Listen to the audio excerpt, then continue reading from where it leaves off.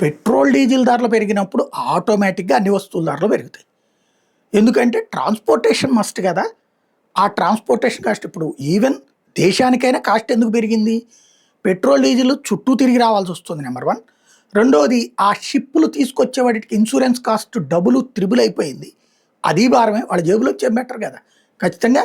ఆ దాని మీద తయారయ్యి అక్కడికి వచ్చే వస్తువుల మీద. అలాగే ఇండియాలో దిగాక ఈ పెట్రోల్ డీజిల్కి కాస్ట్ పెరిగిన తర్వాత ఇప్పుడు ఇదివరకు టీ రూ. 10, ఇప్పుడు రూ. 12 చిన్న హోటళ్లలో రోడ్డు పక్కన దాంట్లో రూ. 15 కొంచెం పెద్ద రెస్టారెంట్ ఏది పెద్ద టీ స్టాల్స్లోకి వచ్చేసింది. అలాగే పునుగులు బజ్జీలు ఇదివరకట్లో 10-20 రూపాయలకి వేసేటటువంటిది ఇప్పుడు 7-8 20 రూపాయలకి వేస్తున్నారు.